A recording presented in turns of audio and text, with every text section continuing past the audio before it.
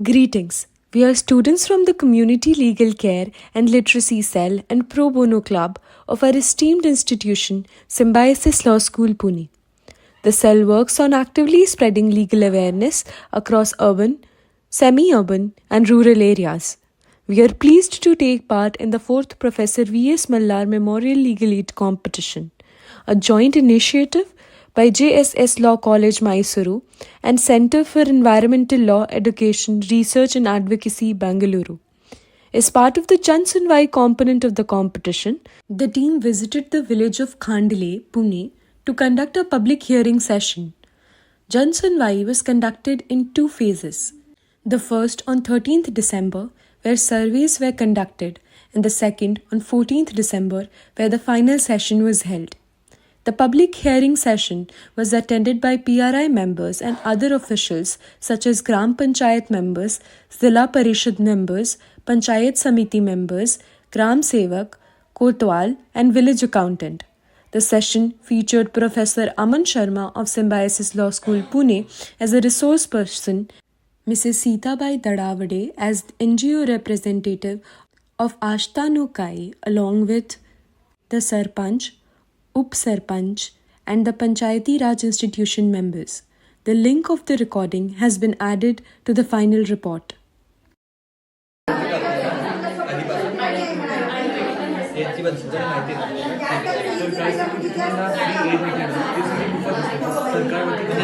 Case करायचे कोणाच्या तुमच्या हिंसा झाली आणि तुम्हाला त्यांच्यावरती केस करायचे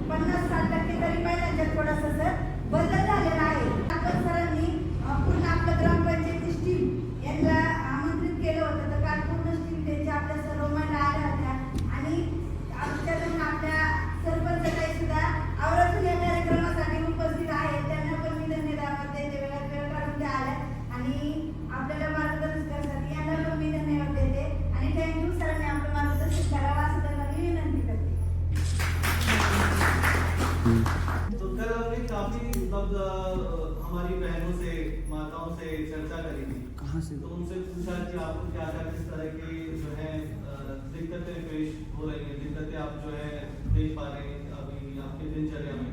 हमें पूर्ण जो है सहयोग मिला सीता दीदी से सारी राधिका मैम से, उन्होंने हेल्प करा, उन्होंने हमें रिसोर्सेज प्रोवाइड करे और हम आप तक पहुंच पाए बहनों तक। और कुछ चीज़ें जो जैसे आपको मैम ने बताया कि ये जो इश्यूज हैं जो हमें फेस करने को मिल रहे हैं, जैसे कि पहला कि अगर ऑनलाइन कोई हमारे साथ में छेड़छाड़ी या फिर ऑनलाइन कोई भी चीज़ हुई है तो हम इसके साथ में क्या कर सकते हैं।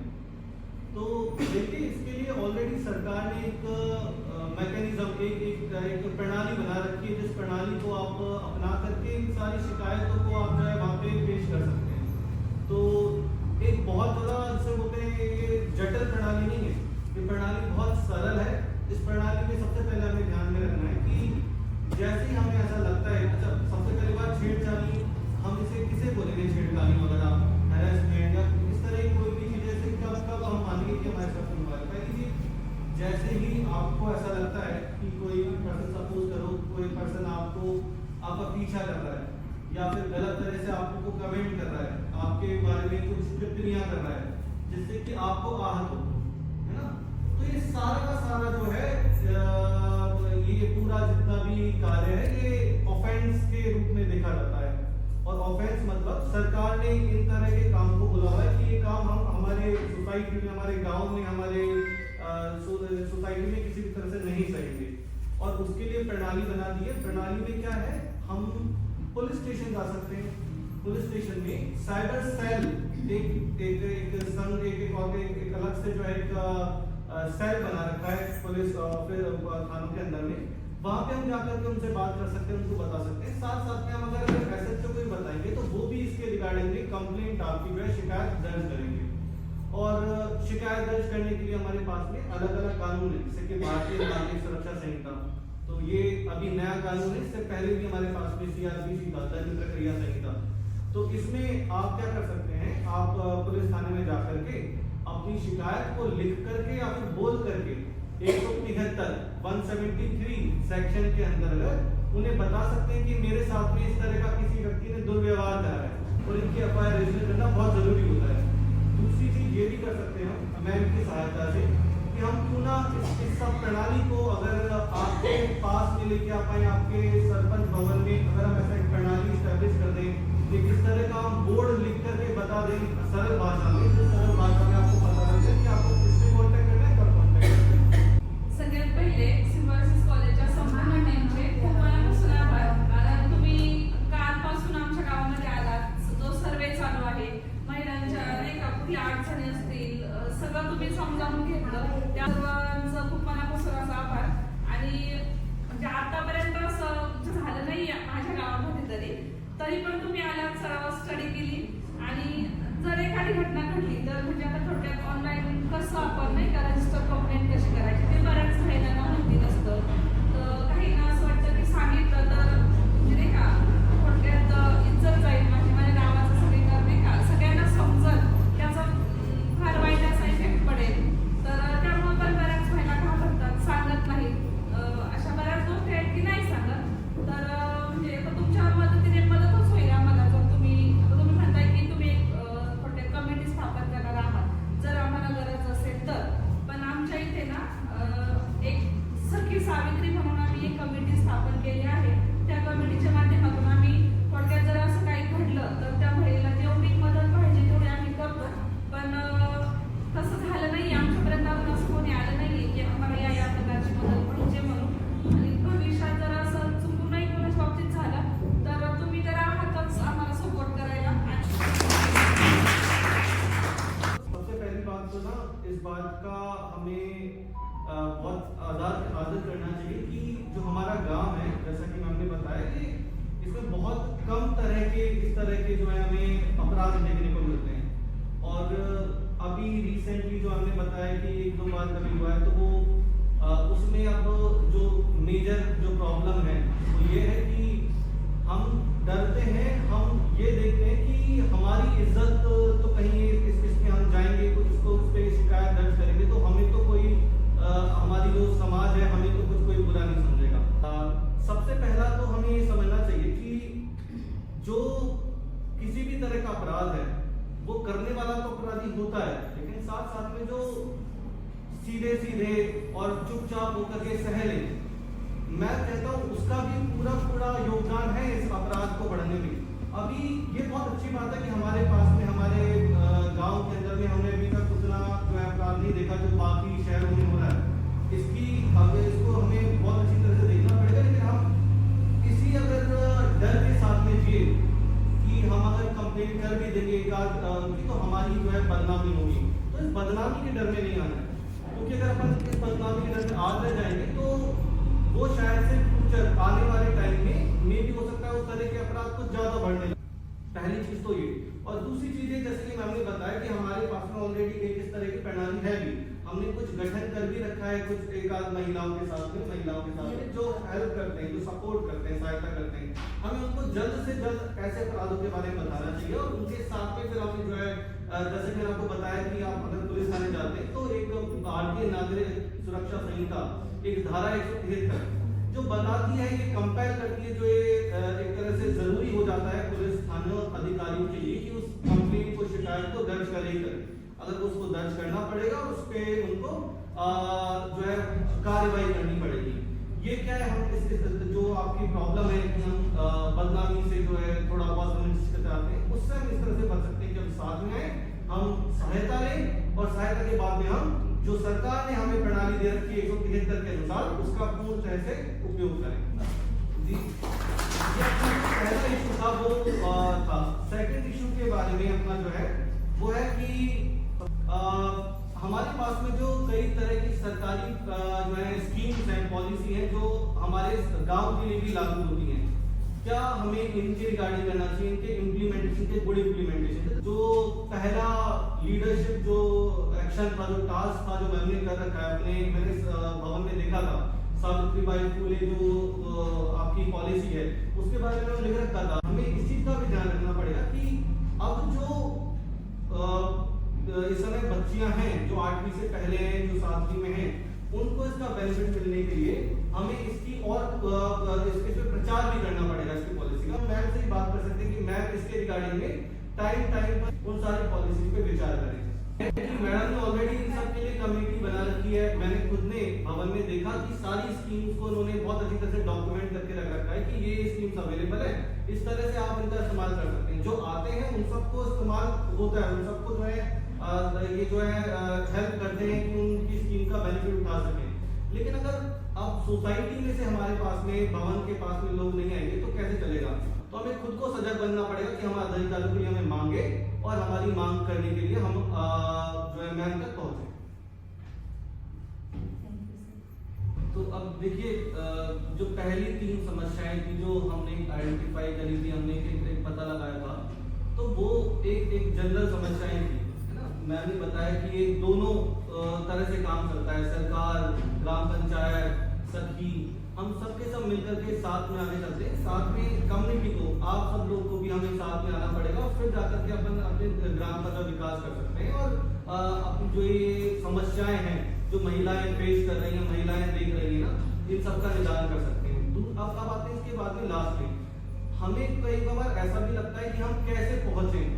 सपोज अगर हमें ऐसा लगता है कि हम कैसे जो है इन सारी लीगल जो है कानूनी सहायताएं इन तक कैसे पहुंचे, तो इसके लिए legal district legal service authority, ये कानूनी सहायता है जो डिस्ट्रिक्ट कोर्ट के अंदर में जो एक जो है सेल बनी हुई है, वो आपके केसेस को भी लड़ती है। अगर आपको ऐसा भी लगता है कि हमारे पैसे लगेंगे, है ना, तो ऐसा बिल्कुल नहीं है। आपको सरकार ने फ्री ऑफ कॉस्ट आपके जो है केस लड़वाती है, वकील आपको मुहैया करवाती है। आपको अगर ऐसा लगता है कि वहां तक आप कैसे पहुंचे तो आप मैम से ही बात कर सकते हैं। और सिम्बायोसिस लॉ स्कूल, इसकी भी मेल आईडी मैम के पास में है, आप डायरेक्ट मेल भी करवा सकते हैं मैम से। हमें एक छोटा सा जो मेल होता है कि हमें जो है यहाँ पे सहायता की रिक्वायर है, आप भेज देंगे तो हम उस तरह से भी आपके पास आ सकते हैं, बल्कि हम हर समय आते भी रहेंगे, है ना। अब आते हैं लास्ट वाली जो चौथी जो आपका एक पॉइंट था कि हमारे पास में 8वीं क्लास के बाद में बच्चों के लिए स्कूल का एक हमें समस्या देखना पड़ता है कि बच्चों को दो मतलब काफी किलोमीटर दूर जाना पड़ता है उसके लिए। तो इसके लिए एक मेरा सुझाव ये रहेगा कि क्यों ना हम मिलकर के एक लेटर बना करके और फर्दर डायरेक्टर एजुकेशन जो है महाराष्ट्र गवर्नमेंट का, इनको हम शेयर करते हैं और SC को शेयर करें। तो इसमें क्या है, हमारे पास में 8वीं क्लास तक की स्कूल को, हम 12वीं क्लास तक की स्कूल को बनाने का सुझाव दे सकते हैं और डिमांड कर सकते हैं, लेकिन ये सब होगा आपके ही जो बोलते हैं कि लीडरशिप के बाद में। अगर आप सजग रहेंगे, आप डिमांड करेंगे, तो ही ये सारे काम हो जाएंगे। तो इसके लिए मैम अगर अपन स्टार्ट कर सकें तो भाई जो एक योजना है, ये योजना आपके पास में एक है, जब जो किसके लिए, गर्ल्स के लिए, लड़कियों के लिए है। लड़कियां जो कि बेसिकली जो कि पिछड़ी जातियों से बिलोंग करते हैं, उनके पास में जो है सरकार जो है 100 रुपए पर मंथ के हिसाब से 10 मंथ तक की जो है उनको एक राशि प्रदान करती है और स्कूल के थ्रू होती है। दूसरी स्कॉलरशिप जो है post matric scholarship for girls, इसमें क्या होता है, फिर वैसे SC ST OBC and EWS, इन कैटेगरीज में लाइक करने वाली सारी लड़कियां इसका जो है इस्तेमाल ले सकती हैं। क्लास 11 से लेकर और पोस्ट ग्रेजुएशन तक क्या करती है, जितनी भी परिवार जिनकी जो आय है वो 2.5 लाख रुपए से कम है, उन सभी को या फिर OBC अगर है तो 1 लाख रुपए से कम है, तो उनको जो है वित्तीय सहायता प्रोवाइड करती है सरकार। दूसरा क्या है, कैसी वित्तीय सहायता करती है, tuition fees plus maintenance allowances. आपको जितनी भी आपकी ट्यूशन फीस है, आपकी यूनिवर्सिटी की, विश्वविद्यालय की, आपकी 11वीं 12वीं की कक्षा की, वो सारी जो फीस है वो सरकार मुहैया कराती है। ये ऑनलाइन महाराष्ट्र DBT करके एक पोर्टल है, वहां से आप जो है ले सकते हैं। एक है राजऋषि छत्रपती शाहू महाराज स्कॉलरशिप। 8वीच्या नंतर एकही मुलगी अशी सापडली नाही की तिचं ग्रॅज्युएशन कंप्लीट झालं नाही। सर्व पालकांनी गावातल्या मुली भरपूर चांगल्या प्रमाणामध्ये त्यांना शिक्षण दिलं आणि या शिक्षण घेत असताना मग सर गावामध्ये जवळजवळ आज 8-9 मुली पोलीस झाल्या, कारण केवळ या मुलीताईंच्या स्कॉलरशिपमुळे हा पालकांच्या मनामध्ये बदल झाला आणि मुलींना शिक्षणाला प्रवृत्त केल्यामुळे त्या मुली शिकल्या पुढे। नंतर काही मुली इंजिनियर झाल्या, काही मुली डॉक्टर झाल्या, काही मुली चांगल्या पदावर आज कार्यरत आहे गावामध्ये सर। म्हणजे इतका बदल झाला की आज अशी गावामध्ये जर आपण सर्वे केला ना, एकही मुलगी सापडणार नाही की तिचं ग्रॅज्युएशन कंप्लीट नाही। सर सिम्बॉयसिस कॉलेजला 3 दिवसाचं ट्रेनिंग आम्ही घेतलं कॉलेजला आल्याच्यानंतर, तर त्याचा एक फायदा मी सांगते तुम्हाला। म्हणजे आम्हाला जो काही फायदा झाला तो म्हणजे मला सांगितलं होतं मॅडमने की तुम्ही तुमच्या गावामध्ये याचं हे करत राहा, म्हणजे आपण जे ट्रेनिंग घेतलं याचं सगळ्यांपर्यंत कसं पोहोचवायचं। तर सर मी माझ्या मुलीच्या कॉलेजला पण याचं हे केलं। त्यावेळेस आम्हाला पालक सभेसाठी बोलावतात, त्यावेळेस मी तिथं सांगितलं की आपल्या मुलींना आपण कसं समजून सांगितलं पाहिजे किंवा कोणत्या गोष्टी न करण्यासाठी, तर ते पण आम्ही त्यावेळेस तिथं मी त्या कॉलेजला सर्वांच्या समोर सांगितलं। त्यानंतर आता सर मी कंपनी जॉब करते, तर सुपरवायझरला काय वाटतं, लेडीज येतात म्हणजे ह्या सगळ्या अशा म्हणजे त्यांना असं वाटतं की ह्या कमी ह्याच्या असतील। त्यावेळेस मी काय करते त्या कंपनीत महिलांना काय करते, जर समजा एखाद्या लेडीजला जर काही बोलले तर मी काय करते, त्यावेळेस आम्ही पण हे लॉचं शिक्षण म्हणजे 3 दिवसात ट्रेनिंग आम्हाला पण माहिती आहे काय आहे, आणि जर कुणी जर बोललं तर म्हणजे मी त्याच्यात समोर येऊन हे करते। त्यामुळे का सर पाहण्याचा दृष्टिकोन आहे का आमच्या लेडीजकडे त्यांचा आहे ना पूर्ण बदललेला आहे। त्यांना काय वाटतं शिकलेले आहेत आणि ह्याला काय त्याचं माहिती, म्हणजे हा आहे ना एक फायदा आम्हाला, म्हणजे मी माझ्या लेडीज पण हे करते तिथं की आपण आपल्या संस्थेमध्ये ट्रेनिंग घेतला आणि गुड टच किंवा बॅड टच ते सगळं शिकवलंय मुलींना शाळेमध्ये, ते सगळं शिकवलंय मुलींना शाळेमध्ये। ते आता कसं इथे नाही ना आपण घेऊ शकत, तो कार्यक्रम शाळेत झाला पाहिजे, मग ते तिथं सर्व मुलांना माहिती आहे, फक्त जास्त करून महिलांना माहिती नसेल, त्यामुळे काल कोणीतरी सांगितलं असेल की आम्हाला या योजनांबद्दल माहिती नाही। As we conclude the Jansanwai sessions under the 4th Professor V.S. Mallar Memorial Legal Aid Competition 2025-26, it has become clear that access to justice begins with awareness reaching the grassroots levels and bridging the gap between rights and remedies. At the conclusion of the session, feedback was taken from PRI members and other officials, and the data of the same has been attached in the final report. The Jansanwai had a tangible and lasting impact in strengthening the legal awareness and confidence at the grassroots. The PRI members and others gained a clearer understanding of rights and remedies available to them. Moreover, they learned how to take the first step when faced with an issue, where to go and whom to approach. The Jansanwai reaffirmed that when communities are heard and their concerns are addressed through accessible legal solutions, justice becomes a lived reality rather than a theoretical promise.